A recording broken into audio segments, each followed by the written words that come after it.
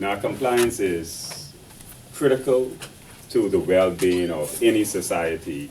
When we talk about anti-money laundering, you were to start off in Unit 1, talking about this anti-money laundering. And you cannot talk about anti-money laundering before giving some sense of what money laundering is all about. And so money laundering has to do with the process by which people attempt to conceal the true identity and origin of ill-gotten funds. So persons of their committing criminal acts, they would generate monies from their activities, and so because the activities are criminal in nature, they try their best to disguise, first of all, the origin or the source of those funds, and they also try to disguise their true identity. That is the process of money laundering. So we talk about money laundering, we're talking about people who have ill-gotten funds and try to disguise the origin of those funds. Money laundering, we know that the basic, if you break that term down, you're talking about money which is washed, your clothes are dirty, you send them to the laundry, so you're laundering, you're cleaning ill-gotten funds. And so money laundering has to do with criminal or ill-gotten funds and attempt to disguise the true origin of those funds. And then we have this other concept of terrorism financing, which is a little more difficult to explain. It is more difficult to actually define. When you talk about terrorism financing, you're talking about a process whereby somebody gets funds for the purpose of furthering or assisting someone in terrorist activity. And so money laundering, anti-money laundering, all of that starts from the basics. That takes you back to the basics of the whole class in terms of what constitutes money laundering. Persons committing criminal activities, they need to disguise the source of their funds. And so they try many ways to disguise the source of the funds. And then when we talk about money laundering, we know that there are certain stages of this money laundering process. I know you've not been here for a couple of months, but anybody remember the 3 stages?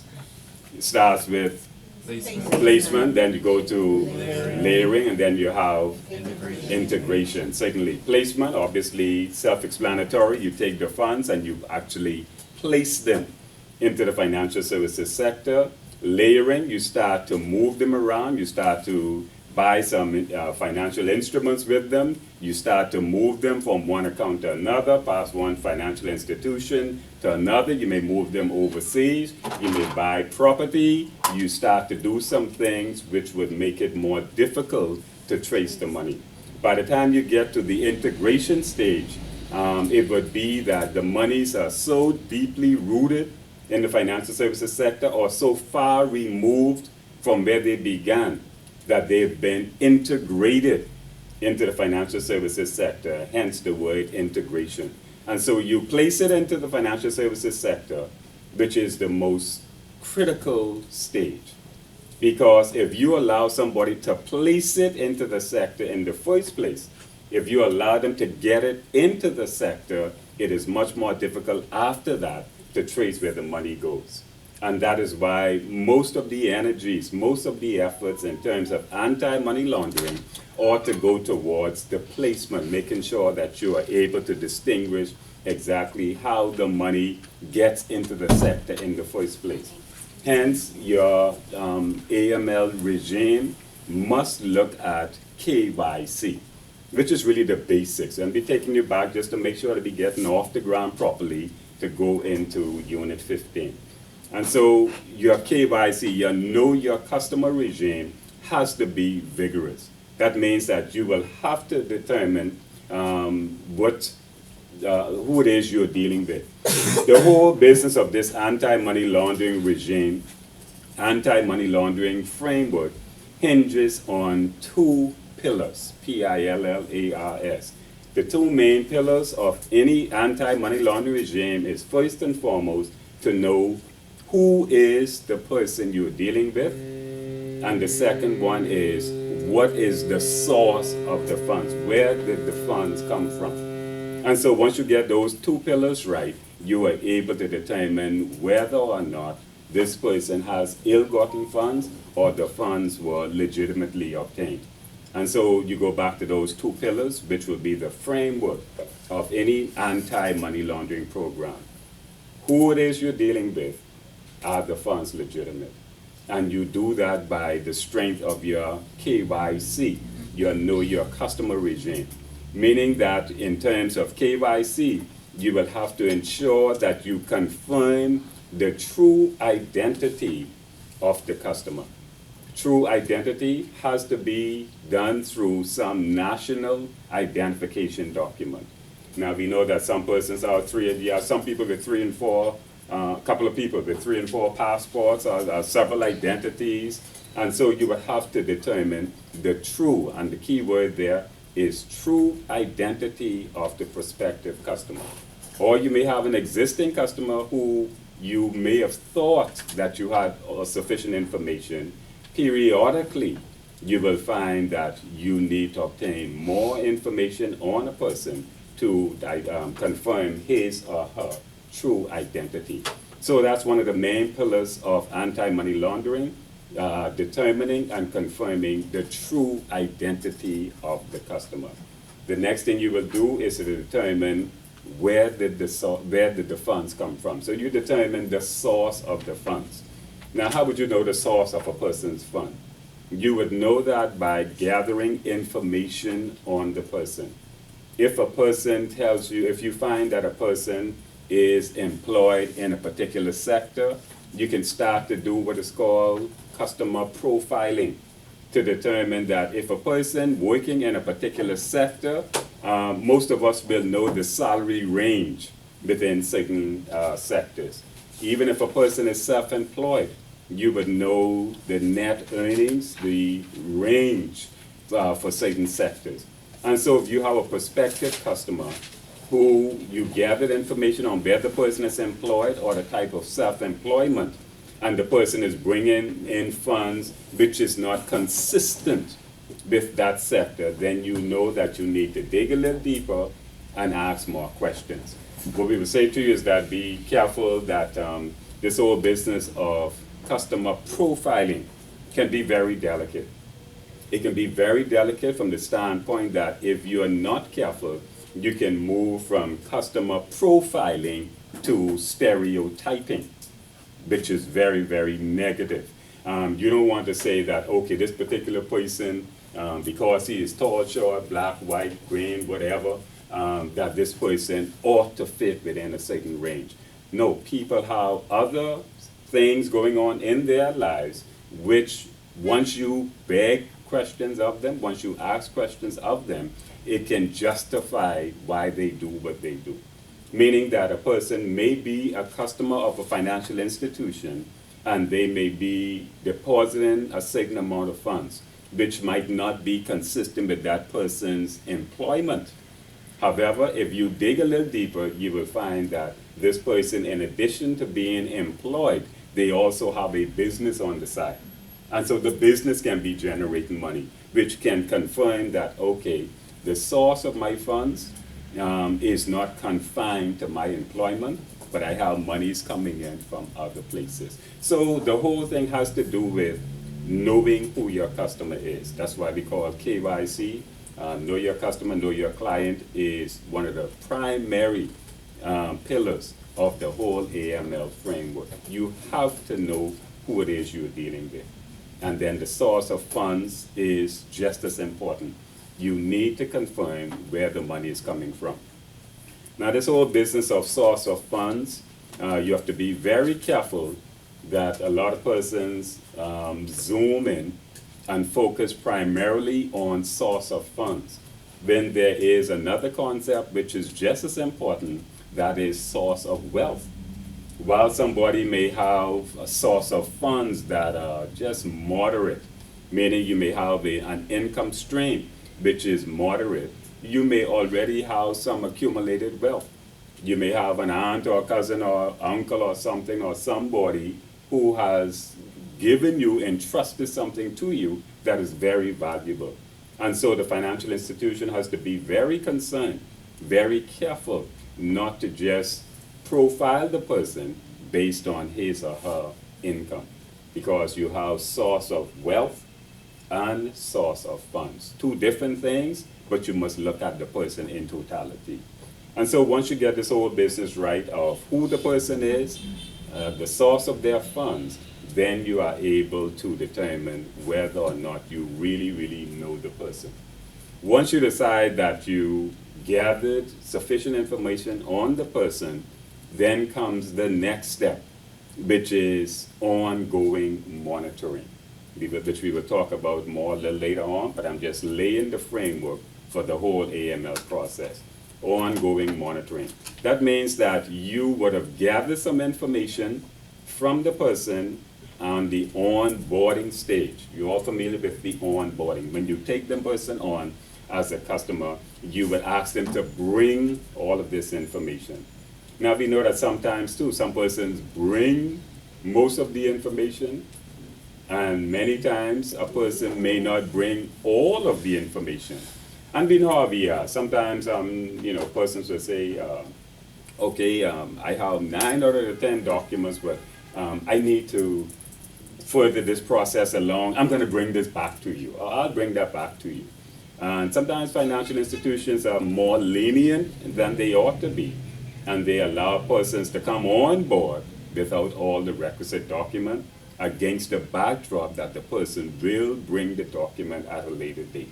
Now, how vigorous is the system of checking and following up to ensure that all of the information comes in-house?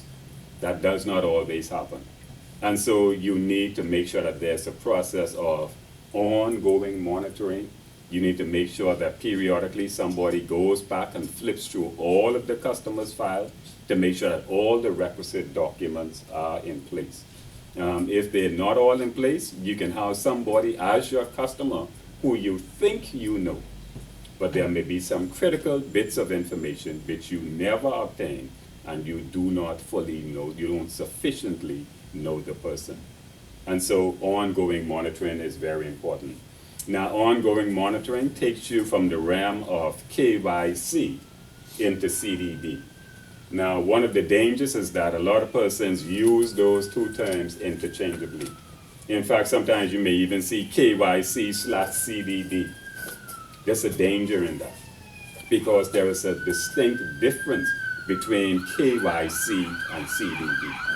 KYC, knowing your customer, that is the information that you obtain at the onboarding process. Now, you continue to know them over time, but KYC deals specifically with when you are letting the person in the door, that you obtain sufficient information to know who it is you're letting in the door. Customer due diligence it's more involved, it's more in-depth, it's more intense, and it's not a one-off process. The KYC you can regard as a one-off process. CDD is ongoing.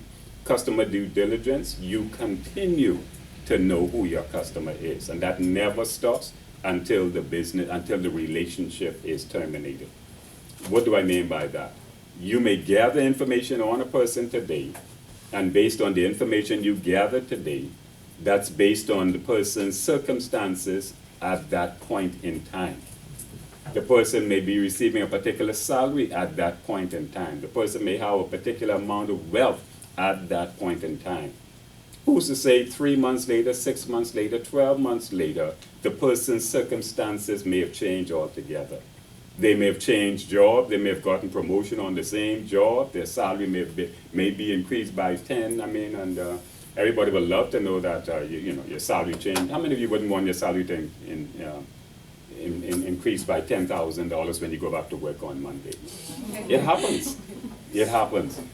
But wouldn't it be a travesty, though, if your salary changes on Monday and you go back to your financial institution and they treat you like a criminal because you tried to deposit some extra funds at the end of next month?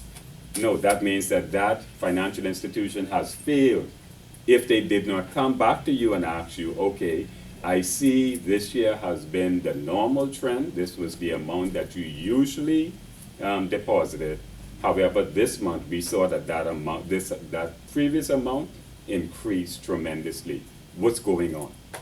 And that's when you're talking about the relationship that the customer, that the institution builds with the customer. The institution should be able to inquire of the customer what is going on and do it in a respectful manner, not in an aggressive, certainly not in an accusatory manner to say, look here, something going wrong, the police on the way. No, you just beg of them, have your circumstances changed because I see now you're doing something different than you would have been doing over the past few months or years. And so customer due diligence is an ongoing process. It's something that continues as long as the relationship exists, because things change over time, people change over time, and so and that's a very delicate point also, because there's also an opportunity for the person who cannot justify why the changes have taken place in their relationship. Because if somebody used to deposit $1,500 every month, then all of a sudden it goes to 11,000, and then 14,000, then 14,950. Now, if you know you see that, then you know that could be, keyword, that could mean that the person is deliberately staying below the mandatory threshold, which we all know is 15,000. The key is the anti-money laundering program is built on knowing your customer and knowing the source of his or her funds. Once you get those two down pat, then you should be able to determine where you go from there. And so that is the whole business of this framework. Obviously, when you're talking about anti-money laundering, you would want to remember that this year is a global initiative. It is not something that is local in context at all. And that's great that it is global. You all would know that the international standard setting body for anti-money laundering is FATF. Thank you very much. The Financial Action Task Force. Now, you know that the Financial Action Task Force is the international standard setting body for anti-money laundering. We know that it is the FATF that began in 1990 to send out what is called the 40 recommendations. We know that the 40 recommendations, and I always say, you know, it's really strange that they call them recommendations. Are they really recommendations? No. They're mandatory standards. I don't know why, I don't know where the word recommendation came from. But they call them 40 recommendations to guide and steer countries into how to manage this whole process of anti-money laundering. We know that we started off with the 40 recommendations, and then after that you had 8 what is called special recommendations, and then after 9/11 you had another special recommendation, which made it 40 plus 9.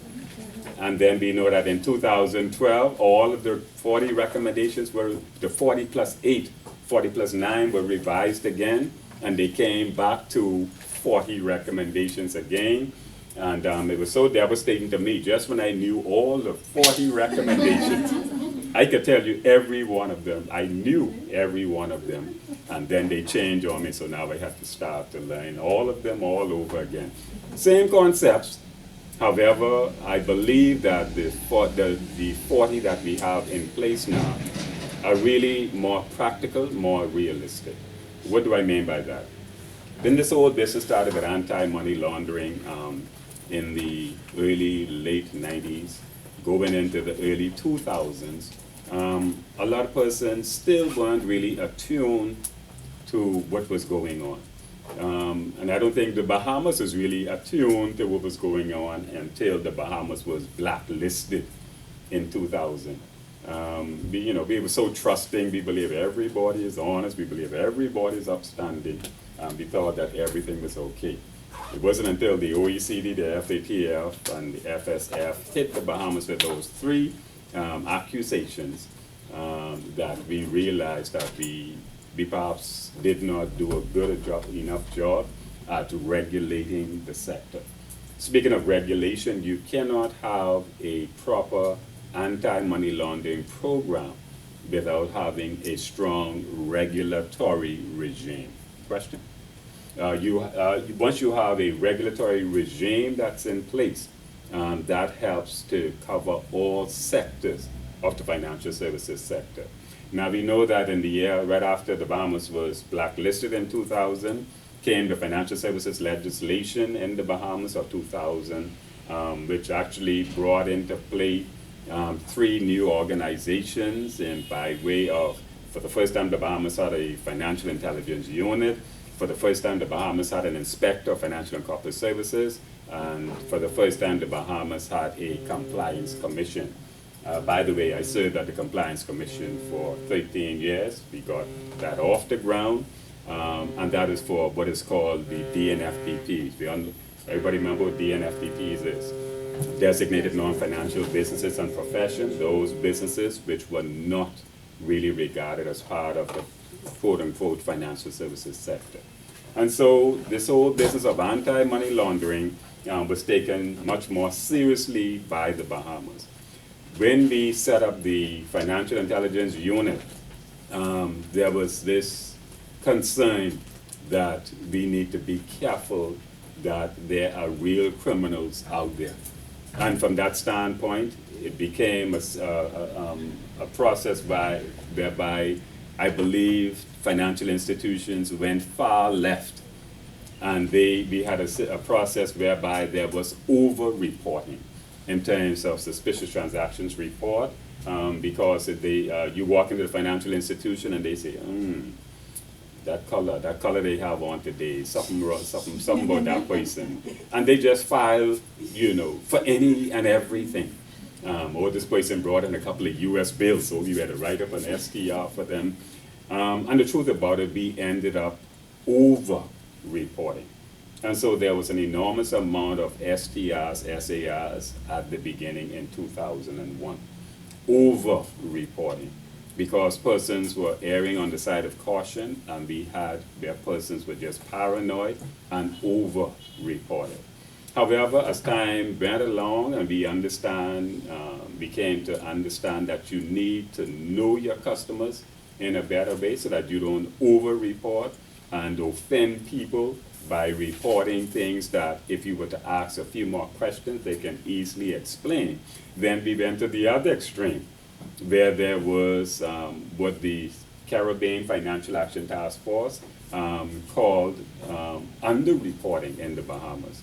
And so because I was a part of the regulatory regime, we had to fight with them and literally say to them, we're not criminals over here. Don't mind that we are, what you say, underreporting, is that we know our customers better. And so even though we may have had an enormous amount when we first began, a couple years later, when the MLROs were more trained, they know what to look for, they know how to ask questions, then the reporting amount went down. The number of STRs went down. So that's the fight we have with the CFATF, Caribbean Financial Action Task Force, when we had mutual evaluation. Speaking of mutual evaluation, remember what those are, right?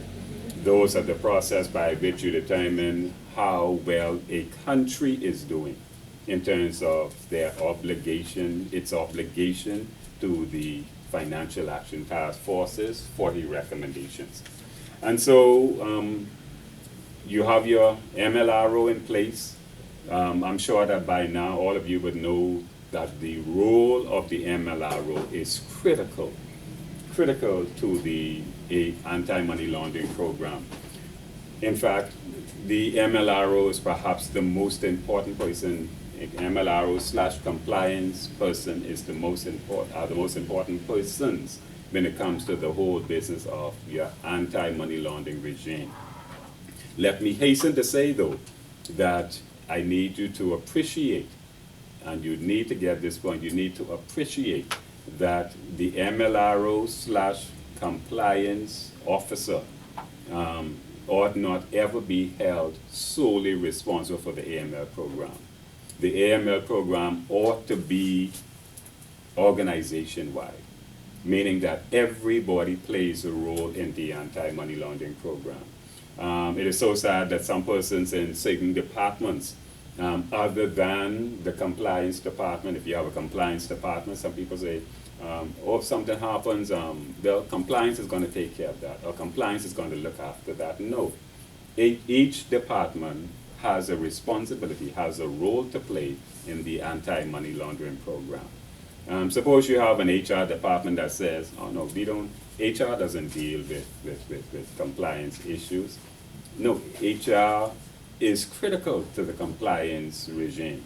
In fact, it is HR who is supposed to determine who is it that's taken on as employees, and to make sure that criminals do not come into the organization. Doesn't it baffle you? Have you ever given thought to how is it that somebody in Nassau, working in a bank, can be fired for, pardon this word, for thieving money on a Friday afternoon? They're fired on a Friday afternoon. Lo and behold, on a Monday, the next week, Monday, they're good money. The next week, Monday, they're working at a bank right across the road from where they used to work. Isn't that amazing? That people just move from one institution to another. And so I only say that to say that's how critical the HR role is in anti-money laundering. The HR department is to ensure that they gather proper information, they do background, they know at least to a large extent who it is that they are bringing on as staff members.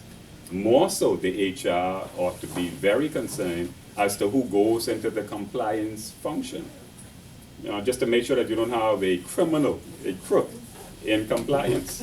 What happens if you have a crook in compliance? I mean, to me, that's half the battle, that's half your battle right there on a daily basis. That is, if this person sees something that's suspicious and they are willing to look the other way, that's a problem. So the HR function is very important to the whole business of your AML regime. Legal, obviously, you cannot overstate the importance of legal. The legal department is integral, to the whole AML program. Every other department, even the messenger service.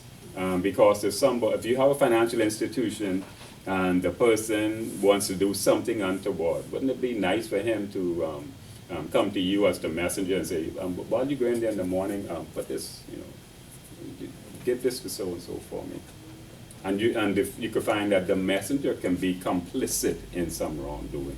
My point is, and I don't say that in a disparaging way, my point is everybody within the financial institution has a role to play in this whole AML regime. And so that is basically the bedrock of your anti-money laundering program.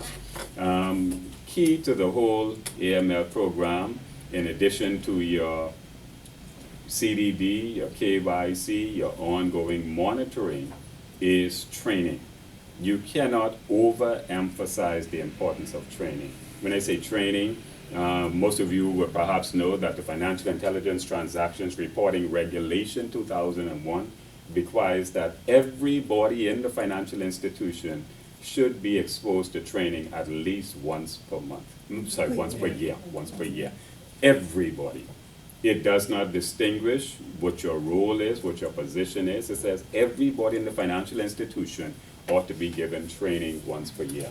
Those of you who work in financial institutions, I could easily ask you the question to put up your hand if you've had training over the last year. I wouldn't do that. But each one of you who work in financial institutions, you should have had. There's a mandatory requirement that you have AML training at least once per year. I think we were more concerned about these things a couple of years ago. Somehow we've gone into a little lull now. Bahamians, we get hyper about things, and then after that it wears off for a little while. When it comes time for we're having a mutual evaluation coming up, then we start to step up again. Financial institutions start to do their risk rating and all that kind of stuff, and checking the files. And then when the mutual evaluation is finished, they go right back again. But these are things that we ought to be concerned about all times, because the criminals do not stop. The criminals are always up. While you're sleeping at night, the criminals are up devising new strategy. That takes me to the point of it is very, very important. How many of you are familiar with the Egmont Group? You know, the Egmont Group is the International Group of Financial Intelligence Unit. They publish periodically the 100, what they call 100 typologies. That's a very good document, particularly if you are working in the financial institution, if you're in the compliance function. You should always have the Egmont Group's typologies near to you. The typologies, unfortunately, there's a good bit of information. The typologies say to you how criminals would have acted or things they would have perpetrated at some point in time. And while that's a good measure, it's good historic information, you cannot use it as your daily guide, because by the time you read that, the criminal's done gone on to something else. But it's at least it gives you a sense of, takes you a bit into the mind of some of the criminals, how they would have acted in the past. And so for those who are in the AML function, you need to make sure that this course here does not become academic, that you make it practical. For those of you who are not in financial services, who do not work in financial services today, I respectfully suggest to you that you take all of this information and create a financial institution for yourself, or think of yourself as working in a particular financial institution. I find that this information is much more useful if you look at it from a practical perspective. Meaning, rather than having a generic thing, thinking, a lot of information says a firm or a bank. Think of you working in that financial institution. See yourself in the role of the compliance person within that institution. Think of every concept that you read about in here, and think that you are the person responsible for carrying out that requirement. It will make more sense to you. All of you are going to be very successful in this course, I'm sure, but it will make a whole lot more sense when you're finished if you're able to take all of this information, transpose it into something practical, whether it's a credit union or a private bank or a commercial bank or insurance company. Think of every concept in here as something that is real, something that you are a part of, and it will stay with you much longer. I suppose it is generic thing, or some person say, well, I don't work in financial services.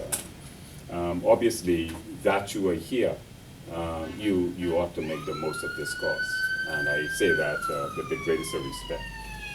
And so, this whole business of risk management. Risk management, you remember talking about risk management, that takes you along the whole regime of how do you mitigate risk. And so risk, there's several things you need to do with risk. First of all, you need to identify the risk. To have a strong anti-money laundering program, you would need to identify risk. You cannot manage something that you have not identified.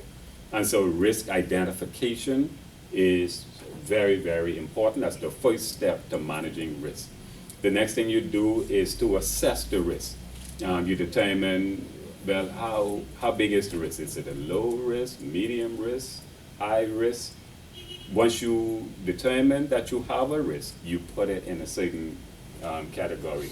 Now we know that most financial institutions, most regulators have what is called low, medium, and high risk.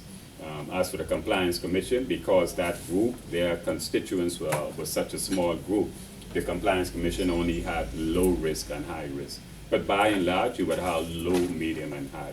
Once you would have identified the risk, then you categorize the risk, or you assess it by putting it into one of those three categories. And what do I mean? Not just arbitrarily putting the risk there. You risk rate, or you categorize your customers, your products, and your services. Every customer can be placed into one of three risk categorization. Every customer is either low risk, medium risk, or high risk. Now, I know you know right off when you talk about the high risk customers, what comes to mind when you hear of high risk customers? PEPs, thank you, politically exposed persons. But they aren't the only high risk persons. Now, we have other persons, but you would only know that once again by your KYC and your CDD. So once you risk rate a person, that would tell you how you go about managing the relationship with that person. Because that's really what it is. Every time a financial institution takes on a person as a customer, or first of all, let's step back. You would have somebody as a financial institution as a prospective customer. But by the information you gather, you will determine whether or not the institution wishes to take this person on as a customer. You have some financial institution which what you call risk averse. They have determined that, you know what, we don't want any risky people. We don't want any high risk people. And that's their business, and that's their right to have persons who, good morning, who pose a medium or moderate set of risks. And then you would have persons who are less risky. Now, obviously, based on the amount of risk that a person poses, that would say how the institution deals with that person. If you have a person who is high risk, then you know that that takes you into the realm of what? Enhanced due diligence. Meaning that you're going to watch them more closely, you're going to require more documents of them, you're going to monitor them more often once a person is deemed to be high risk. Once you have a person who is low risk, then that takes you in the realm of what? Simplified due diligence. And so you will not press them as much. Aren't you offended if you are if you're a customer of a financial institution and they treat you like a criminal? Every time you go there, they ask you for the same things over and over, or things you would have already provided to them. That's offensive. And so when a person poses low or medium amount of risk to a financial institution, they ought to treat them differently. They ought to require less of them. They ought to be less stringent in their oversight. Notice I never said do not monitor them. You continue to monitor them, but you have a lighter touch of monitoring. And so part of your risk rating regime is that you would rate your customer. And then you also rate your products and services. All products and services ought to be rated. In fact, you have a whole unit that deals with this whole business of vulnerabilities. Anybody remember that one? Vulnerabilities of products and services. Once you would determine that your institution offers this set of services or these products, you ought to, as a part of the compliance function, risk rate each product, risk rate each service, and put them in a particular category based on the amount of risk, either known or even perceived. Once you put them in a particular risk category, that tells you how closely you ought to be monitoring them. Because one of the most, somebody help me, what is one of the highest products when you talk, highest risky products of a financial institution? Somebody say wire transfer? Wire transfer is perhaps one of the highest risks when you're talking about what a financial institution offers as product. Which means that a financial institution that is in the business of facilitating wire transfer, moving money electronically, that's very, very risky. So you must make sure that you have a robust regime in place to manage this whole business of wire transfer. And so let's step back. You would have identified your risks, you'd have categorized the risk, and then you manage the risk. Manage the risk on a regular basis. You make sure that the management is consistent with the risk category. And so risk management is a great part, in fact, the critical part of the AML regime. once you have a proper risk management regime in place, you would be well on your way to avoiding some things that could have happened if you weren't careful. And then this whole business of risk management brings in the concept of a risk-based approach. Anybody remember that? The risk-based approach, what is the essence of the risk-based approach? Or somebody want to share with us what is the risk-based approach? Just one at a time, not everybody wants that. Thank you very much. That's really what it boils down to. Risk-based approach. You deal with persons, products, services based on the risk, known or perceived. A person who is high risk, you subject them to a more vigorous program for monitoring. The converse is also true. If a person is low risk, then you deal with them differently. Risk-based approach also allows the financial institution to use its regulatory resources in a more effective and efficient manner. That means that if you have your risk management program, you do not use the same amount of energy and resources going after everybody and treating everybody the same way. You can take your resources that you would have ordinarily used all that paper and having people complete all the same stack of papers. No, you give a person who's deemed to be low risk a lighter touch. A pastor may only need to complete two of the forms, as opposed to some of those who are higher risk. When it comes to your whole business of preparing for your on-site examination, you will use more of your resources in areas that are more risky than those that are less risky. And so the risk-based approach is very, very important. Let me step back again. When we started this whole business of anti-money laundering, the risks, because the risks were not known to financial institutions, everybody was treated the same way. Everybody had to sign all the same forms, complete all the same forms. The on-site examination was intrusive. I mean, regulators came in and they turned over every piece of paper. They wanted to see everything. However, in 2004, the Financial Action Task Force determined that, but this doesn't make practical sense. And throughout the processes of the mutual evaluation, it was determined that this risk-based approach to anti-money laundering made more practical sense. And so in 2004 forward, we hear more of this risk-based approach to anti-money laundering. Any questions or concerns so far? Okay, the next thing is that once we came to know who our customers are, once we have the relationship in place, the next thing is that we come to a point where we have to realize that we need to monitor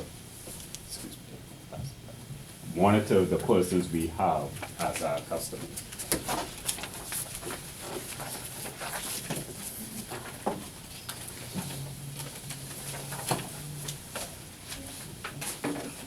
That is something that we refer to as... These are the same thing, right? Pardon? These are Yes, same thing, just one. Just take one and pass it. Thanks. Just want to make sure that everybody, does everybody have?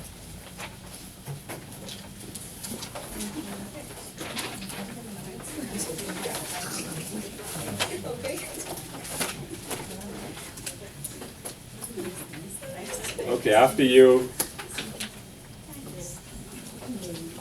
would have had the relationship going on very well, you establish the relationship, the person is transacting business with the financial institution, then you come to a point where you actually monitor the relationship. You monitor the transaction, and that brings us to Unit 15. Anybody who would have sat with me before will know that every time I do one of these classes, I give what I call nuggets. This is something that you keep in your car, you keep it with you. You take it and you put it in your purse so that while you're at work on your lunch hour, you take it and you keep it handy. And you see that it is also has some color in it that jumps out at you. And so while you're at the traffic light, rather than blowing your horn and telling the people get out your way, you just pull out the nuggets. You just pull out the nuggets. You pull out the nuggets. And so Unit 15 has to do with monitoring of transaction. Now, monitoring of transaction is not just a good thing to do. You will find that it is actually a legal obligation on the financial institution. Every financial institution has a legal obligation to monitor. Remember I talked about the ongoing monitoring where you would have onboarded a person, but it doesn't stop there because you have to make sure that you understand what the person is doing in the course of this relationship. And the relationship between a financial institution and a customer is just like your personal relationships. Everybody go into relationships hoping that things will work well and that everybody is honest and everybody will come to the table, doing what they ought to be doing. Unfortunately, in the case of financial institution and customers, that's not always the case. You take some people on and as good customers in good faith that they will do what they ought to do, but that doesn't always happen. And the only way you will know when a person deviates from the KYC or deviates from what you have as your CDD is if you are monitoring the relationship. Every financial institution ought to monitor the relationship, monitor the transactions as you go along. Now, let me say right up front, you have to be very careful. Notice that this unit speaks of monitoring transactions and activities. One might think that it might have been sufficient just to say, okay, just monitor all the transactions. But be very careful that it's also important to monitor activities. What do I mean by that? It is clear that you should monitor when somebody transacts business, when the transaction goes through, when the money goes through. That's very important.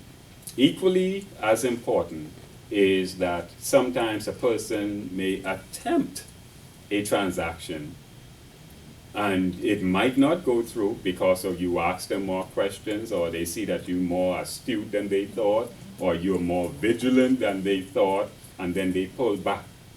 And so you realize that sometimes you tell the person want to deposit a certain amount of money, and you tell them, well, you need your passport, or they want to deposit the money beyond the mandatory threshold of $15,000, then you tell them you need to complete this other thing and that other thing. Then they start to say, oh, that's okay then, that's all right, I don't want to do it anymore, that's okay. Or they say, okay, so how much can I deposit without filling out that form? The red flag should go up. And then there are other things that people do with the financial institution which may be cause for concern. Which means, in essence, it is not only important for you to monitor transactions, you ought to monitor the activities and some things that some people do which may not end up in a transaction. And that is why you would find that, have you clearly distinguished between an STR and an SAR, suspicious transactions report and a suspicious activity report? Some people believe that one is British and the next one is American. That's not the case at all.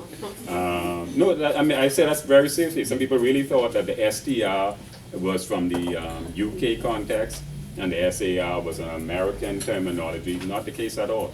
Suspicious transactions report relate to transactions related suspicion or suspicions that are related to actual transaction. And then financial institutions were busy reporting all the suspicious transactions. And then they realized afterwards that they were missing those attempted transactions. Where people come into the financial institutions, like I said, once they realize what all is required of them, they pull back. Or some people will go to a financial institution and they've realized that there are stringent measures in place, stringent requirements in place, and they go to another branch. because they realize that a manager in Oakesfield is less stringent than the manager in the mall. These things have happened. And so they actually, pardon? How do you monitor that in terms of, for instance, the last scenario that you just mentioned from branch to branch? Mhm. Unless there is a really robust system in place between, in that institution where it is known that to report certain things. I don't, is it really done? Because if I go into, say, Commonwealth Bank, Carmichael Road or Golden Gate, and ask the question, how much do I need to place without filling out the form, and then I change my mind, is that really reported? And how is that reported? And if it is reported, is it reported bank-wide in terms of not only New Providence, but Family Islands, because they can hop a plane and try and, you know, kind of place it there. Great question. Sorry, go. Yeah, so I That's a great question. And the truth is, it really depends on how stringent the AML program is within the institution altogether. When I said discretion, well, every financial institution ought to have an AML program that is consistent across all of its branches, if it has branches.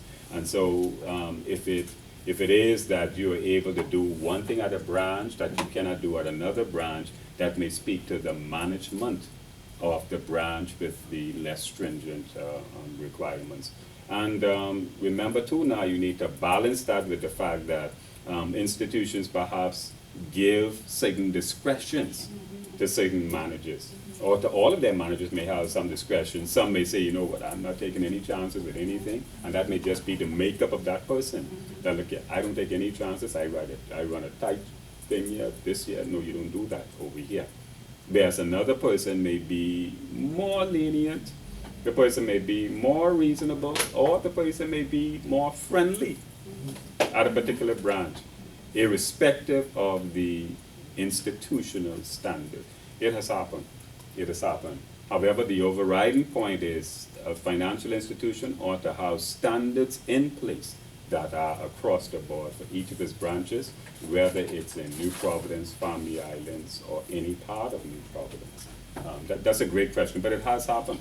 And a lot of it has to do with management, the actual manager.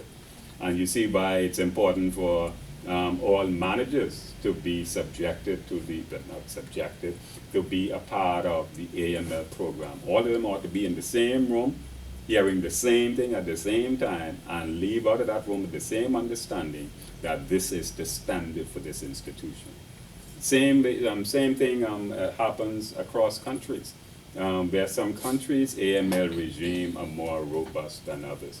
There are certain countries where, and I would know this because I actually serve as a mutual evaluator for 3 jurisdictions, Turks and Caicos, Trinidad and Tobago, and St. Martin.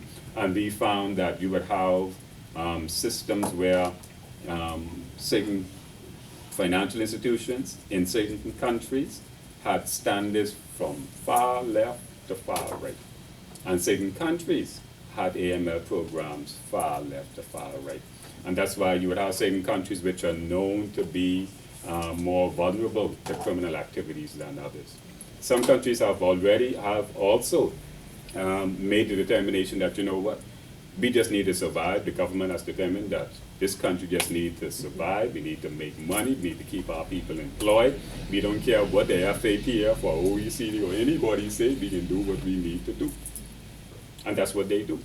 And so obviously their mutual evaluation, which were dismal, they don't care because they made up in their mind, you know what, okay, you know, you are criminal funds, send it this way, we'll take it. We'll take it and do what we need to do with it. But standards vary. However, internationally, and that's why the FATF is so concerned that there's such a disparity between standards across countries and even within countries. So you need to make sure that you monitor both transactions and activity. This transaction monitoring program is so important to the Financial Action Task Force that it actually has tied it in to one of the recommendations. In fact, if you look at recommendation 10D, how many of you have you keep the FATF recommendations close, right? Each of you has these in your purse, or guys have them on the back seat of the car. If you look at recommendation 10D, it speaks to the importance of, now we know that, I know that all of you know that recommendation 10 has to do with customer due diligence, right? And because it has to do with customer due diligence, D of 10 says that you ought to make sure that when you have any transactions that is unusual, that you cannot make economic sense, it just does not make sense, it is either large or unusual or it's complex, that you ought to monitor those much more closely. So recommendation 10.4 says that countries ought to make sure that they monitor large, unusual, complex transactions. And so it's actually in the recommendation. What they're saying is that countries ought to put this in their AML legislation, because that's how you get AML programs on board. You have to actually put them in legislation. We know that in the Bahamas, this is a part of the Bahamian financial services legislation. Their transactions ought to be monitored. And so we know that this whole business of monitoring transaction, there are several key elements of this monitoring process. The first one is that you ought to be looking at complex transactions. Complex, remember now, this usually happens at the layering stage. There's somebody will, imagine the best thing for you to do, not you, somebody would have sold some drugs last night, they have some monies, and so the first thing they do is they buy a piece of property. So they go to a real estate broker, buy some property, they take the property and they flip it, or they change, they sell it for half of the value, because they ain't work for the money anyway. Because people don't do foolish things with money that they work. Most people don't do foolish things with money that they work hard for. But if you sold drugs last night and you got $150,000 from the drugs, and you bought a piece of property for $100,000, you have no problem selling that for $80,000 next week. No loss to you. You're still ahead because you never worked for the money in the first place. So anytime you see something that people do that does not make economic sense, because it would not make economic sense for you to buy a piece of property and then lose value on it a week after, or sell it for half the value a week later. So when you see things that are happening, then it ought to raise your concern as to whether or not the funds, remember what we talked about earlier, one of the pillars is verifying the source of the funds. The funds could not be, ought not be, perhaps is not legitimate if a person is just carelessly playing with money. And so when you see complex transactions where people take money and they buy, they buy stock or they buy shares in a company that everybody knows is failing, or they just buy up a bunch of vehicles, as we would have seen particularly in the late 80s into the 90s. People just, fellas had 3 and 4 vehicles. I mean, the latest type. No house to park it in front of, but they had vehicles. They were driving up and down, and it was nothing for them to just write off a car and then just jump in the next one, because they never worked for the money in the first place. Or buy a nice yacht, buy a boat or something like that. People did things that did not make economic sense. And so when you're talking about people who take money and they they put it in a financial institution, then they take that money and they take it and get it covered by one of those. Any lawyers in the room? She put up just one finger because she don't know what I'm going to say, and so she just put up one finger. I'm not going to say anything bad, except that these corporate vehicles. These lawyers are good at setting up these corporate vehicles, and then so you take money and you put it in a trust, and then you take that trust and you open up another trust to put that trust in, and then you put another trust and that trust in, and then you move that and you move this. All of that is complex transactions. When you see people doing stuff, don't get me wrong, there's a legitimate purpose for people to do things like that, right? There's also purpose other than legitimate that people do things like that. And so complex transactions, things that, that really form the basis of layering. Then you have unusual. Now, I always like to say, the only way you would know what is unusual, you must first know what is usual. And you would only know what is usual based on your KYC and your CDD. So once you know what a person does, you know where a person lives, you know how they live, you have a profile for this person, you know their MO, you know how they operate. When a person does something that deviates from that, then that's cause for concern. So you have to be monitoring. However, you cannot monitor what is unusual until you know what is usual. And so all of that helps with your monitoring process. Large cash transaction is always the subject of ongoing monitoring. So anytime you have transactions with large cash, once again, let's be careful. Don't ever walk away with the concept that all large cash transactions are taboo. Not at all. You have some people with large cash, and so they can transact with large cash.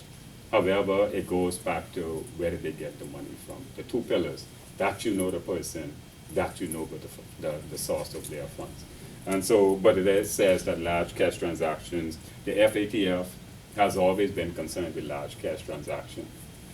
Another myth is that a lot of Bahamians, I find that a lot of Bahamians believe that monies can only be laundered in U.S. currency. Some Bahamians really believe that.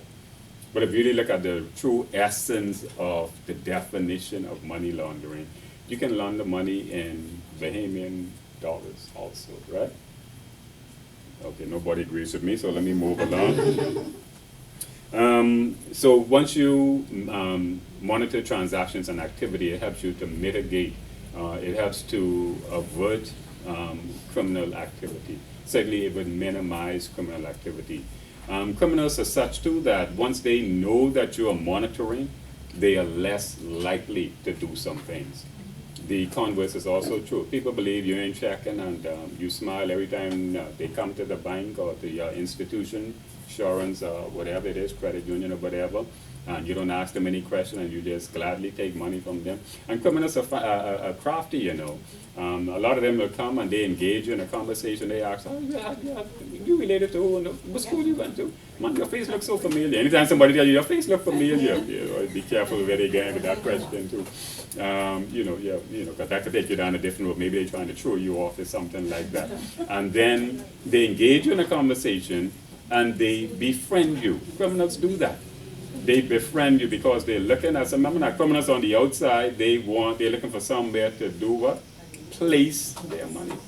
You remember the stages of money laundering? The first stage is that they want to place their money, so they try to befriend somebody in the institution. And if you allow them to befriend you and you let your guards down, you could end up being complicit in wrongdoing. In fact, we know that financial law says that if you allow somebody to get their funds into a financial institution, place their funds into the institution, placement, you're facilitating the placement process, and you were not suspicious, and you should have been suspicious, you could incur personal liability. Personal liability, that means that you can be fined, not your institution can be fined too, but you can be fined personally if they said, what is that called?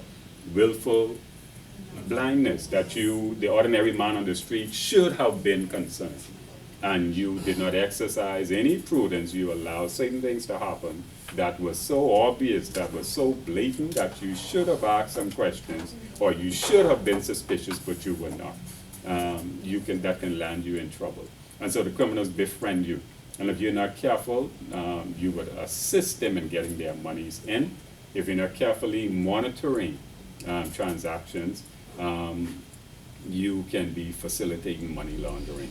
And so let's take us a step further and say that some of the monitoring process, Some of it happens what you call in real time, and some of it happens after the fact.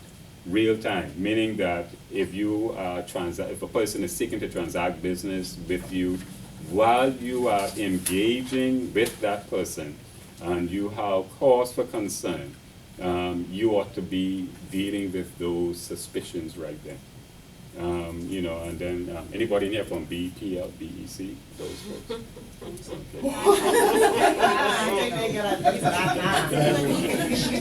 Okay. I'm not gonna hit them too hard, you know. Despite the fact that I left my lights off this morning, but the truth is, when you're talking about something like that, you're talking about a person who goes into a financial institution and they're trying to transact business with your institution, and then they throw you off by talking about how the lights were off last night. And then you, as the financial institution, could also say to them, okay, hold on just a second, please, because this light been messing up our systems too. Just give me a moment, please. I need to go in the back to check something, because, man, this system messing up. And you in the back and you do what you need to do. You inform the MLRO calls the FIU. The FIU say, okay, engage them in a little conversation, or you know, hold them a little while longer, or you know, give us time to, you know, to freeze the account, or, you know, get an order to freeze the account and all that kind of thing. My point is, there are some instances where you could have real-time monitoring that can be very effective. You could do some things right on the spot, right then, right while the person is in front of you. Real-time monitoring, you also have time to go back and check the files or check the records. The customer of your branch, you may also want to call another branch and say, I saw that they were by you 2 months ago, and I saw that they did that. Did they provide any supporting information there? Real-time monitoring while the person is still there. Or you have the person on the phone, you have the opportunity to ask some real pertinent questions right then. You can be much more intrusive in real time than if you let the person go out the door. However, the reality is that you will not always have the benefit of real-time monitoring. Sometimes some things may not come to your attention until afterwards. And that is mainly because this transaction monitoring program is such that the institution may set it up where you have periods of monitoring. You may have a regime in place where you monitor transactions over a particular threshold on a weekly, monthly, quarterly, semi-annual, or annual basis. And so I set up to say, suppose you have a transaction today, but that transaction is not subject to a review until 6 months later. Obviously, the misstep would not be recognized until 6 months later. That's after the fact. And so you have real-time monitoring, and you have monitoring that comes about afterwards. Nevertheless, you have to be stringent in both. And that speaks to the fact that when you're talking about ongoing monitoring, transactions monitoring, activity monitoring, that's why it's so important to properly categorize certain types of transaction. Because if you have large cash transaction, they must be the subject of monitoring on a more frequent basis than smaller amounts. If you have products which are more risky, they ought to be subjected to monitoring more closely than those that are less risky. Make sense? Okay, and we also say that this whole business of monitoring, one of the key elements or one of the key aids to an effective transactions and activity monitoring regime is adherence to the sanctions listing or the sanctions regime. We know that countries create sanctions lists via the OFAC, the Office of Foreign Asset and Control in the US. They have a sanctions list. We know that the UN, United Nations, has a sanctions list. All of these different lists ought to be resident within financial institutions. because these lists include individuals, they include countries, they include businesses, and you will have the benefit of using those lists if you want to effectively monitor transactions and activity. Which means that you ought not, you have somebody comes into the institution, Stephen Thompson, and you already have some concerns based on some things he is doing. Pull out your list. When I say pull out your list, everything is electronic now. You run the name and the list, or pull up the list on the screen, or Google or whatever. You have all of these things that you can do that can help you in the transactions monitoring and activity monitoring process. Make sure that you understand the work of OFAC, very, very important. We know that the Office of the Attorney General, even here in the Bahamas, gets those lists on an ongoing basis, and your institution ought to request, if you do not have it, it ought to request those lists and keep those on hand. You will be surprised to know whose name is on the list. And you may be surprised that nobody in here, none of your names on the list. But sometimes they make mistakes too. Or sometimes your name go on the list, and let's say your name, a person's name or the business name or country name might go on the list because the institution that listed you or the country that listed you did not have sufficient information on you. However, after they would have gathered information after the fact, they should remove the list, your name off the list. Which means that just as there is a process of listing, there ought to also be a process of delisting. And so you have to make sure too that in your institution, if you have a list, that the list is as current as possible. That's very, very important. Because from time to time, you may have an institution or even in the AG's office where a person's name may be on the list and should have been removed months ago. We said before that because of the very nature of wire transfers ought to be the subject of close scrutiny, and it ought to be a subject of ongoing monitoring. It is so important to the Financial Action Task Force that it actually has a recommendation geared specifically towards wire transfer. Can you imagine out of 40 recommendations, they saw fit to put one that speaks to wire transfers altogether? That's its recommendation 16.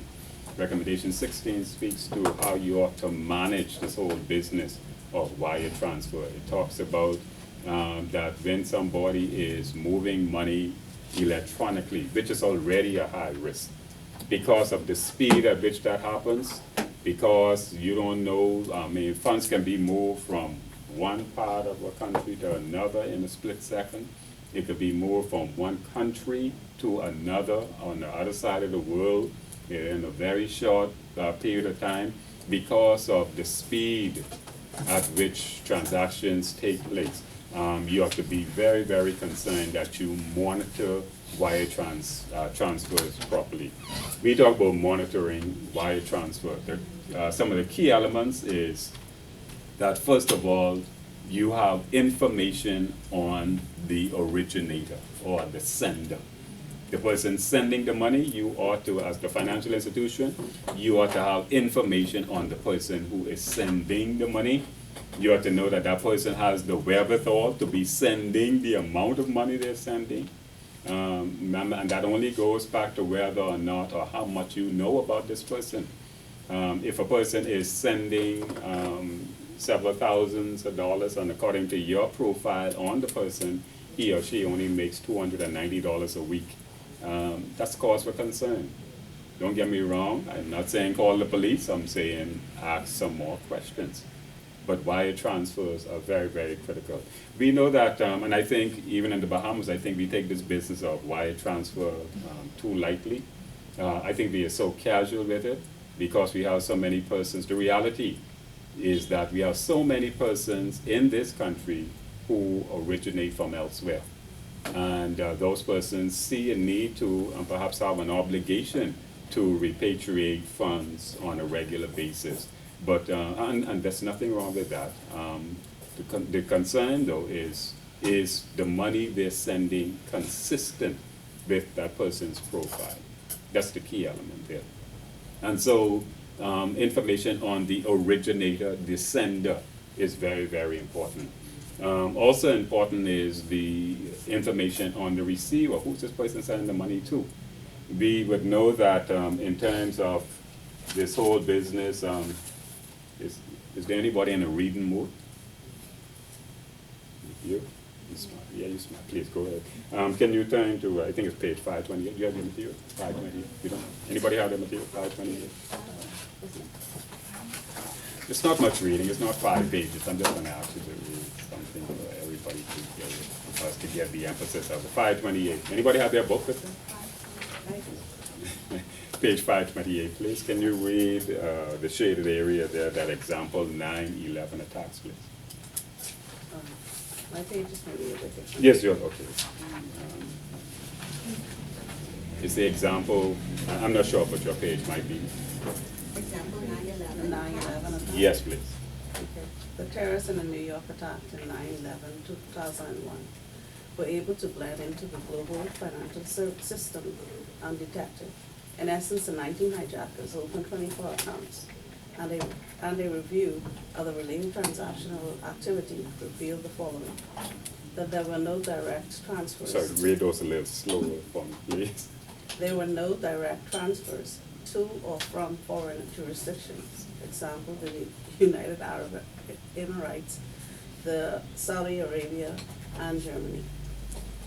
The majority of the withdrawals were from debt cards and occurred immediately following the deposit into the account. Not many check transactions were affected.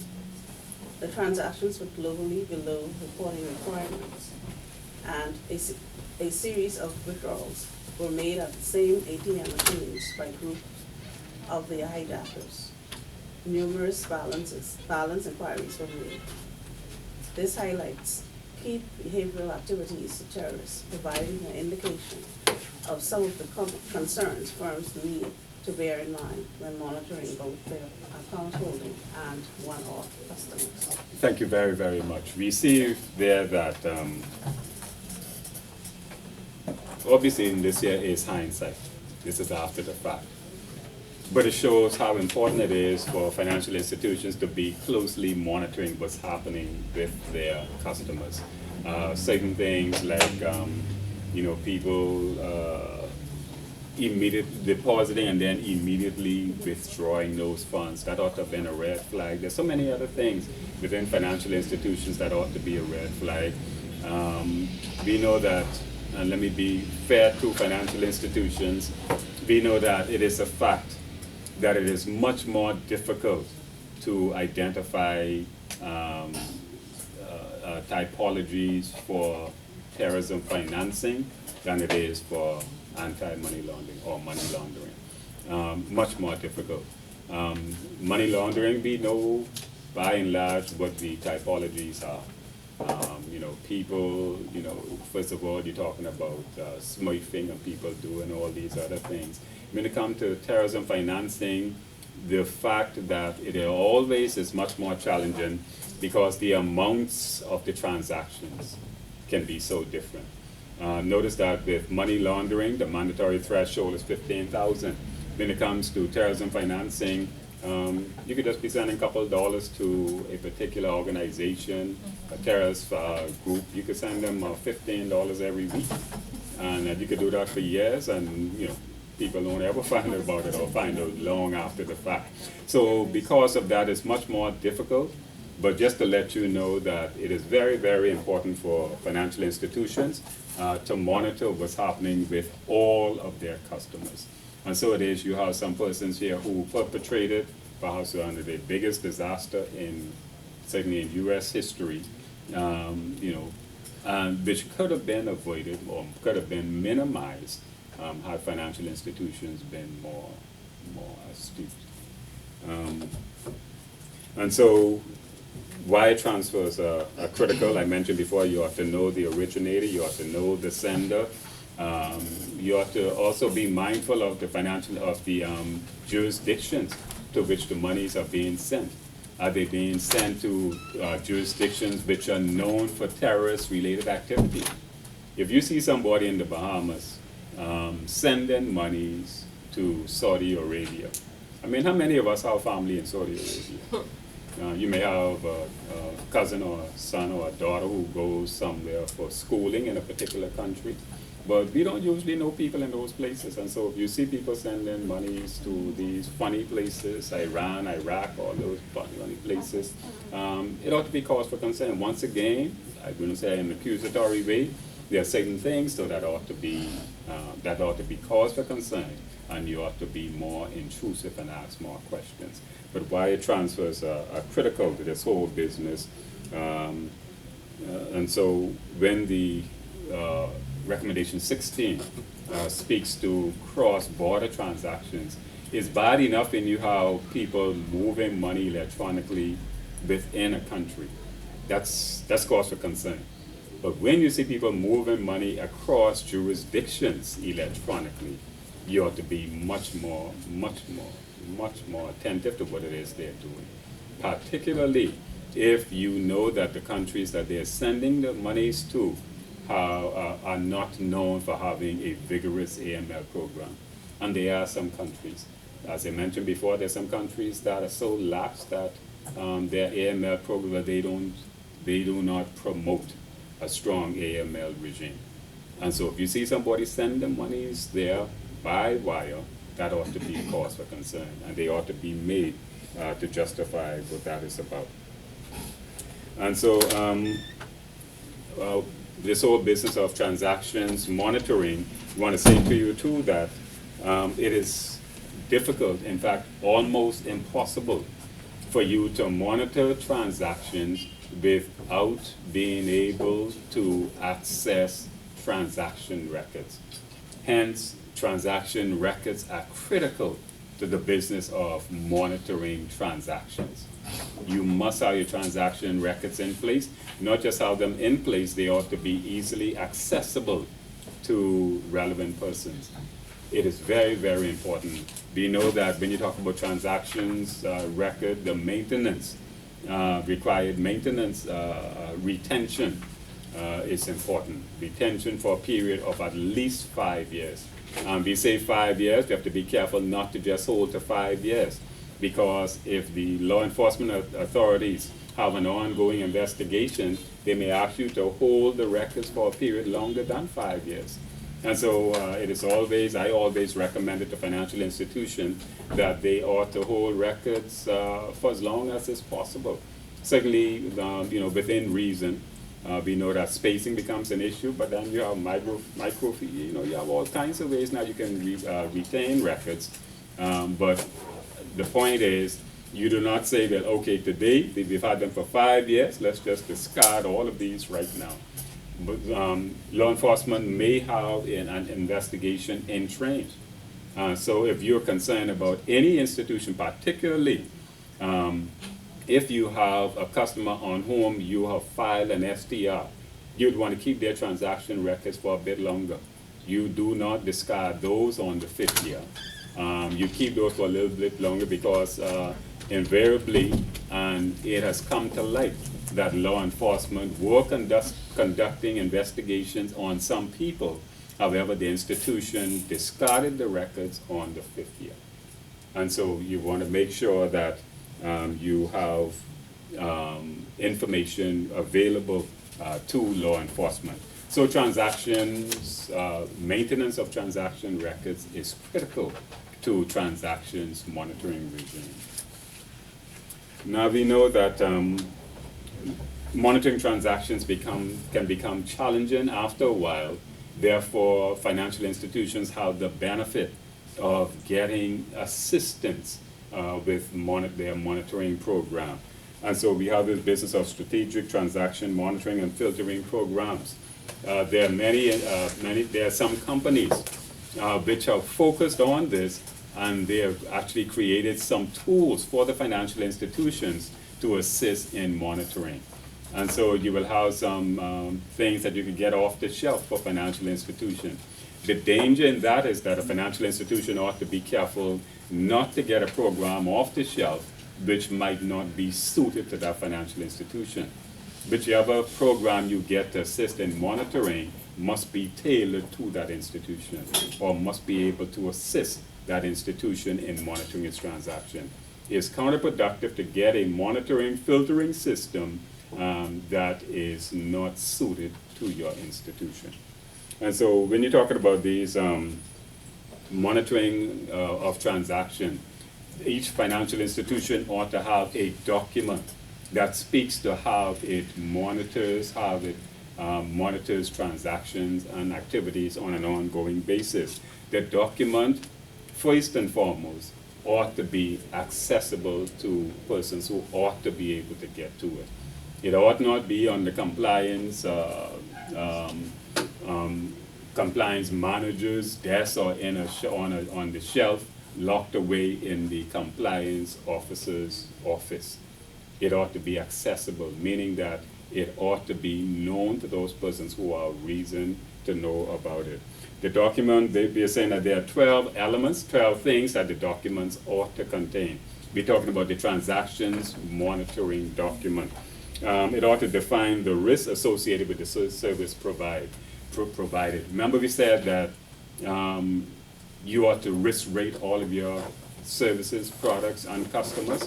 And when you are monitoring, the only way you can know how to monitor is for you to have already determined the risk involved in that service, product, or risk of that person.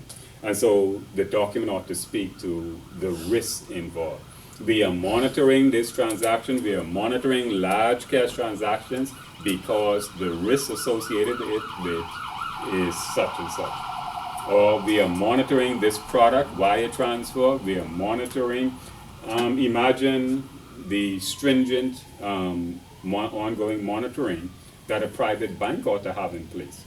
You're dealing with large, huge sums of money because you have people who go to private banks are people for whom money is not an issue. And so they are willing to pay a couple extra dollars to have their confidentiality bumped up, which means that they are less likely to give you all the information. People who have plenty money, let me say this carefully so that I don't offend. People with plenty money hardly go to commercial banks.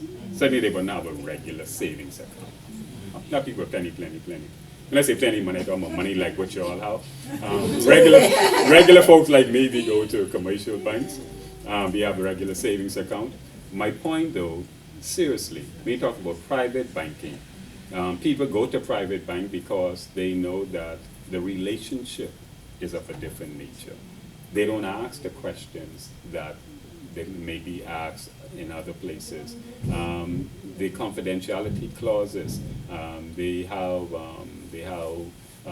legal professional privilege that allows them not to reveal certain things, institutions and individuals.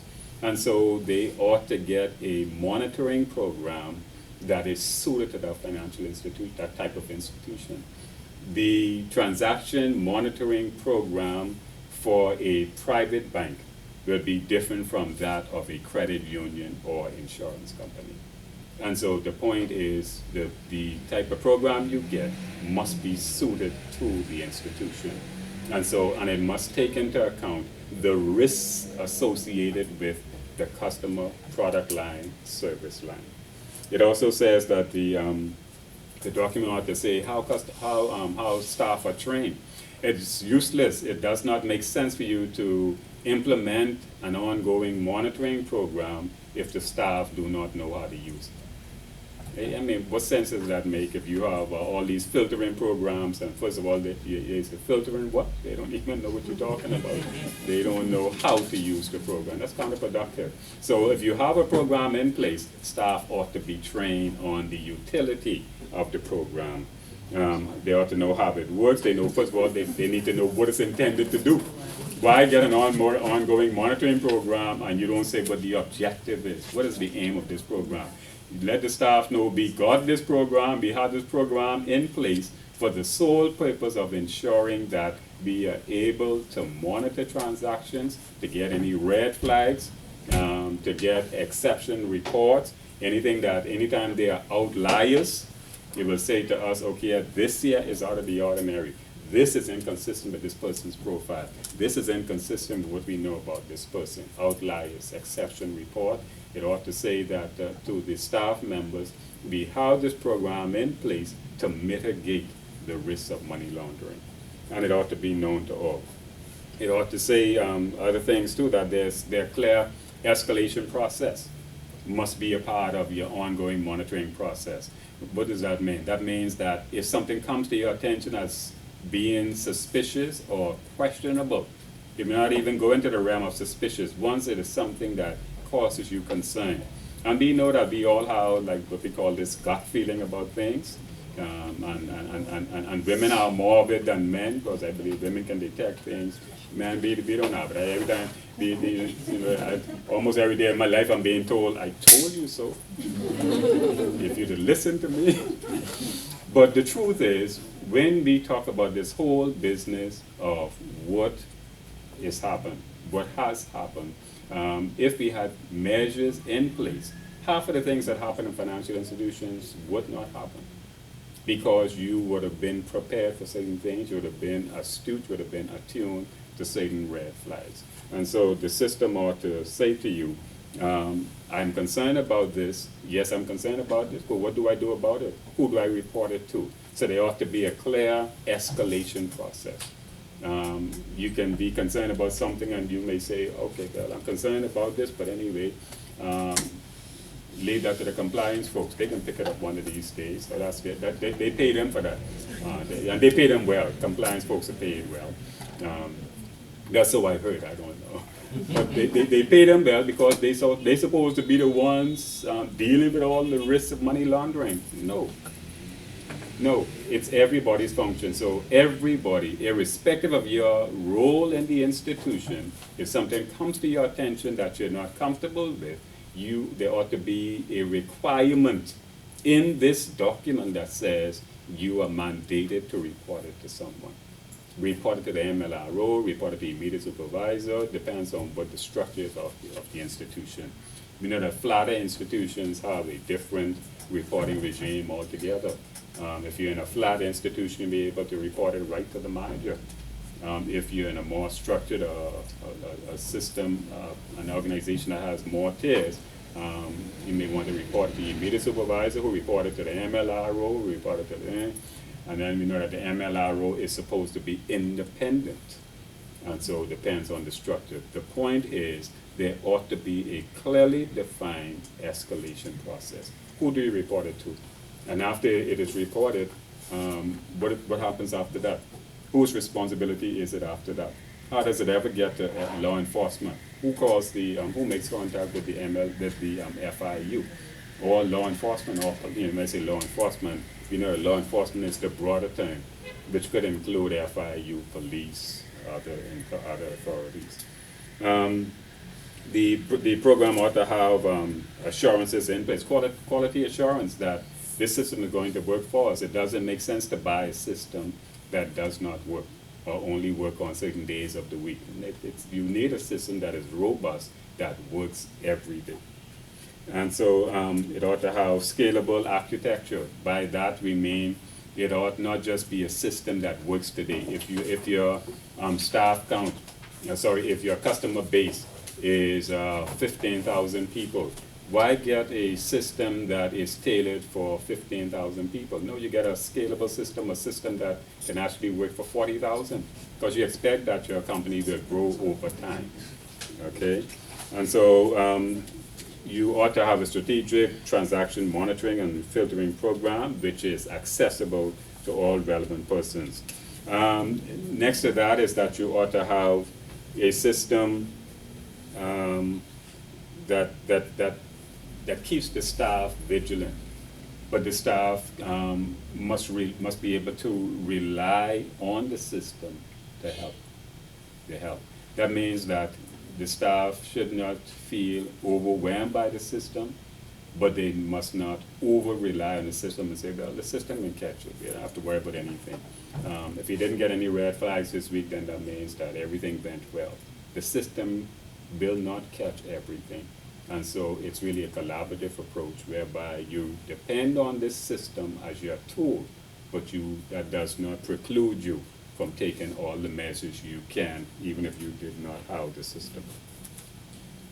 And so transactions monitoring, there are some questions there that you can ask about the system itself, how it is working, whether or not you're getting the right output from it, whether or not the system is providing you with the help you need. It does not make sense to buy a system and you're not getting optimal benefit from the system.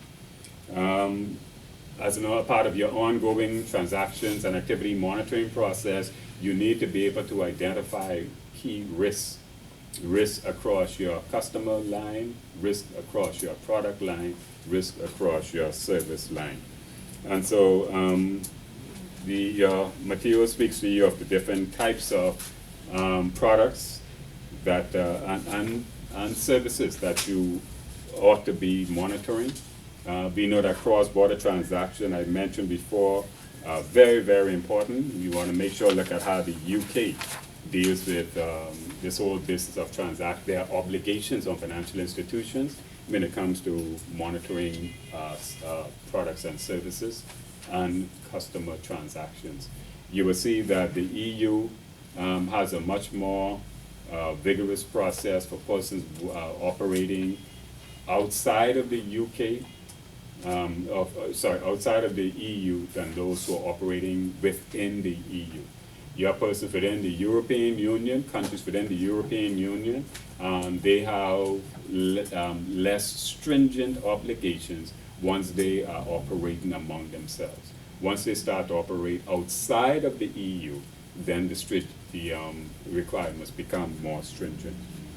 And so you will see some tools in there which are also the subject for transactions monitoring, but they are all based on risk, based on the amount of risk associated with a particular product line, service, or person that determines how you monitor them. And then we come to this business again about risk-based transactions monitoring. We mentioned earlier about risk-based, where you have tailored your program based on the amount of risk associated with it. We said that when the risk is minimal, your regime is more lax. When it is the risk is higher, your regime becomes much more stringent. That's really what it boils down to. Now we say that there are some methods of detecting and managing unusual transactions. Remember we mentioned earlier that part of this whole business why the FATF set up this recommendation is to deal with large, unusual, complex transactions. Several things that will help you to determine what is an unusual transaction.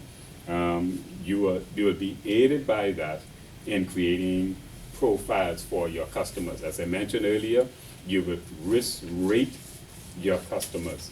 You can do that by things called like peer review. Thereby you know a person is an accountant. Most people know accountants who work in government. They only make a certain amount of money. Accountants in quasi-government perhaps make a certain amount of money. Accountants in private firms make a certain amount of money. Accountants who have their own label up and they operate their own businesses, that's when it becomes more iffy and more gray. However, we know that an accountant is an accountant is an accountant. And you can almost, within reason, don't get me wrong, there's some variables, but you can almost predict what an accountant makes.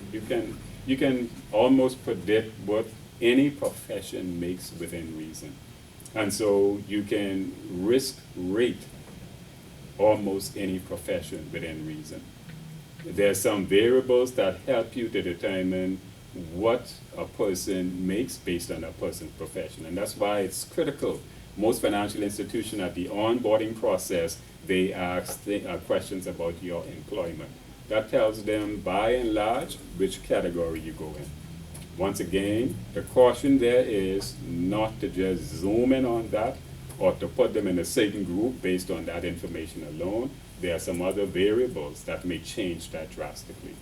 However, you can use some basic information, peer review, that says persons within this profession, we can expect certain things from these people. Persons in other profession, we can expect that. Most people know that there are certain trades where people make certain amount of monies within reason. Mechanics, I mean, how much money do a mechanic make if he or she has his or her own shop? How much money do certain people make who are professionals? When I say professionals, you're talking about, professional designation. And certainly, I know too that when you're finished with this course, and you take that designation back to your respective institution, and they add that $15,000 onto you, make sure you go back to the institution and tell them, look, I'm making $15,000 more than I used to. So y'all don't treat me like criminals when you see me depositing more money. But the truth is, profiling is very important. I mentioned earlier, and I must say again, you have to be very careful and do this in a respectful manner and not to offend people. You cannot, if you go too far in your risk rating of people, I mentioned that you can go into the realm of stereotyping, where you could say, put people in a box and say, how could you say you're making this and I know that people only make that? Don't ever go that way. But at least you can use it as a guide to say, this year, all things being equal, this is what we expect from a particular person based on peer grouping. We said that rules-based parameters, having proper protocols in place, data capturing, use of watch lists, maintaining good CDD. Here comes the term again, CDD. If you have your customer due diligence records in place, that will help you in detecting what is unusual, because once you know what is usual, you know what is unusual. You're saying that you have an escalation process and so forth. We know that other groupings, the FCA and Basel Committee, they all have their regimes in place when it comes to monitoring of transactions, monitoring of activities. Are there any questions or concerns? Once we would have come to the point where we would have been carefully monitoring activities, carefully monitoring transactions, there may be some things that may come to the fore that may cause you to say, you know what, there is now a need, based on my suspicion or based on my uneasiness, I need to report some things. And so next week, the next lesson takes us toward the business of how do you deal with the reporting regime. When you, after your nice transactions and monitoring filtering system would have given you information on things you ought to be concerned about, what do you do with those concerns? How do you report? To whom do you report? Those type things will help you move towards the end of this course. Are there any questions or concerns? Let me close this unit the way I started it, and that is to say that each customer, each transaction, each activity is different. However, a robust AML program requires that you monitor all transactions based on risk. You monitor all activities based on risk. And you do not draw conclusions. You use it as information to help you to know more about the persons you're dealing with and how do you manage the relationship. Everything within anti-money laundering has to do with the two pillars of anti-money laundering. First of all, knowing the person you're dealing with, true identity, knowing everything you know about the person. The next pillar, knowing the source of the funds that the person is bringing to your institution. So once you have those two pillars down pat, you'll be okay. And all of those two put together requires that you monitor what they do on an ongoing basis. Once you have those three factors in place, you will be well on your way towards a strong anti-money laundering regime. Any questions or concerns? If not, Just one thing. Thank you for that. My question in terms of the assignment, have you had a look at it as yet? Do you have any insights? What I can do, no, I have not. What I will do though, because I've been doing some traveling lately, I will have a look at it, and if you wish, you can take my number down. Even though you may not see me again, but you can still feel free to call me. You are in another group, most of you, I think. 397 1699.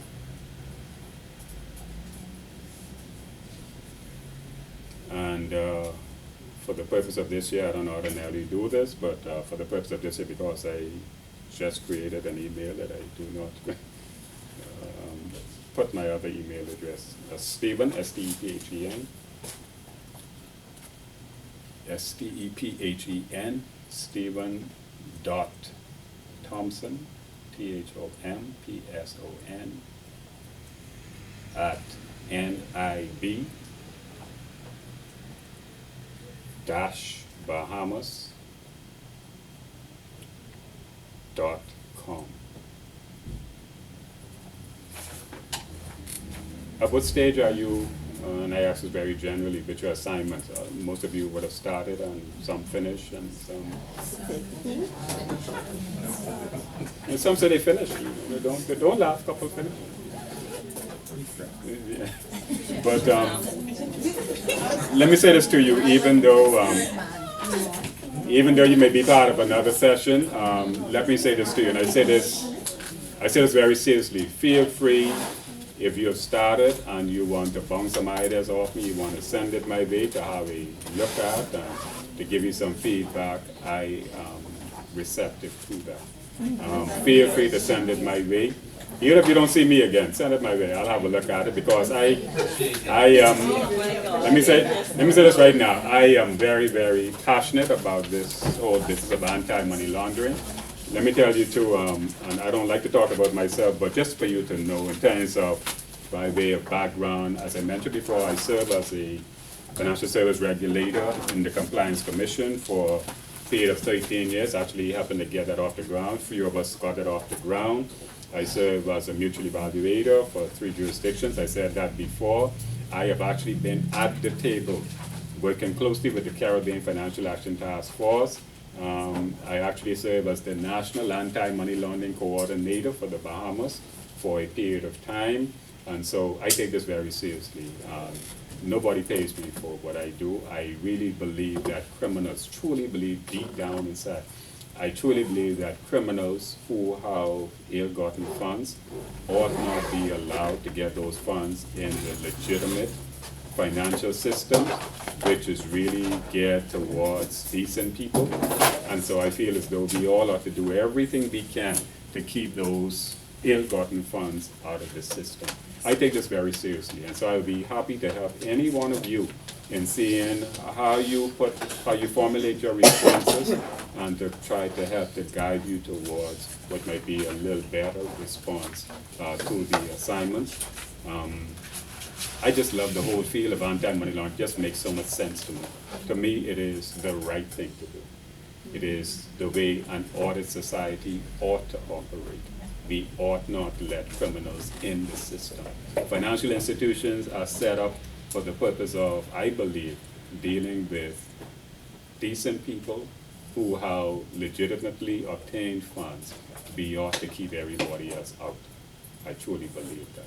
And so, all the best to all of you. Nobody fell asleep. Thank you very much for not falling asleep.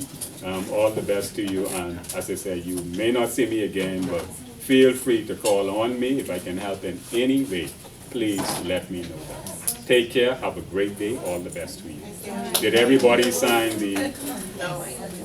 Okay, please feel free to sign the register.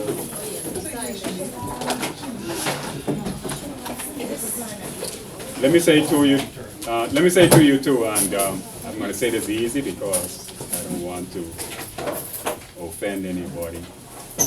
Each week I come here, whichever unit I'm going through. I have nuggets for each one of them, so if you want to, next week, I can share the nuggets for the next one.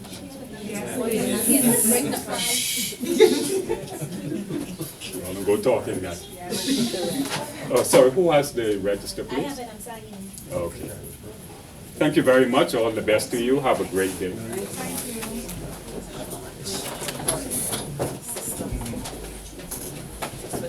Take care. Pardon?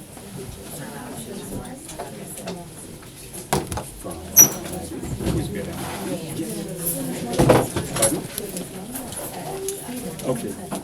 Steve. That's it.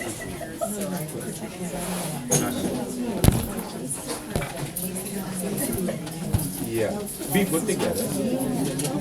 Yes. Yeah, certainly. He's a great guy. He knows that program inside. Very few people in the country. It's not. I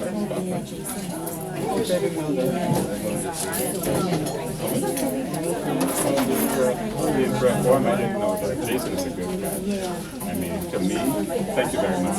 To me, he is perhaps one of the most seasoned engineers in the country. He knows this. I mean, you could make him up on his sleeve, but he knows that. I didn't know he was not there. He'll be starting on Sunday. Okay. Your name? Okay, all the best to you.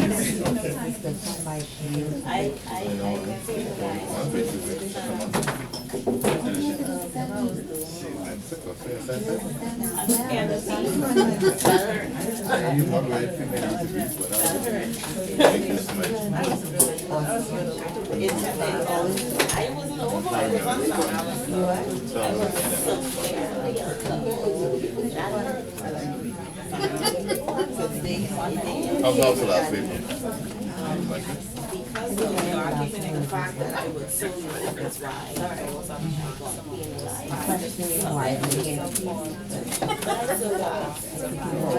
Excuse me, any of you know anyone who's in the class who you may want to hold one of these for? If not, if not, I'll just take them back with me. Any of you know someone who?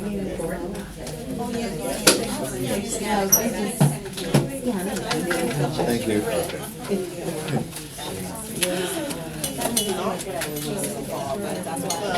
Let me see you.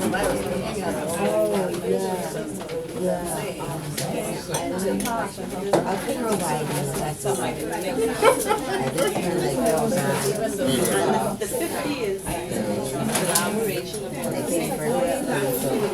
so far. Hey. Same time.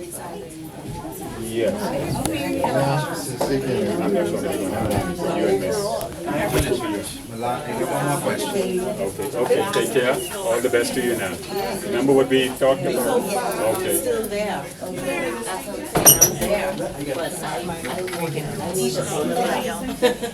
I need to I'm bump not it sure up. that bag will be next We week. shouldn't just be Yes, satisfied with just yeah. being Take there. care. Okay, take care.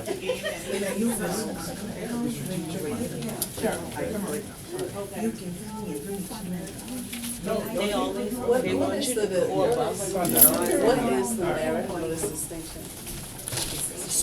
Okay, take care. All the best. Okay. The merit is what? 61. I was looking all about it, find out what that was. I read it from in the beginning. You don't know we have a task, right? You don't know we have a bunch of tasks, right? We have tasks and we have assignments. What kind of task? What do you mean? Tasks, like literally question, like homework for each unit. We have to do them in assignments? You know what I mean? You started, when I started. Look here, I knew about the assessments, right? But the other day, I just saw like where I put it up. And I see tasks. I say, hold on, these were in here before. Put it up, 18 and that. Well, we're gonna They find are. it It under went- the, under the, It has tabs. Yeah, the tab says task, and when you open it up, it has a series of questions. It helps you more too, because I started one of them. It asks you, And to when's the find deadline for that? information. There's no deadline on it, but I guess the deadline is when we finish at the end of the month. I don't know, you can drive it and pay for the next time. The second half, it starts in half. October. I only paid a 30. And I wasn't working. No one time was coming, I wasn't working. I just started. I feel a lot. So I'm going to take it with Lord. Bye, Bridget. Take your son in there.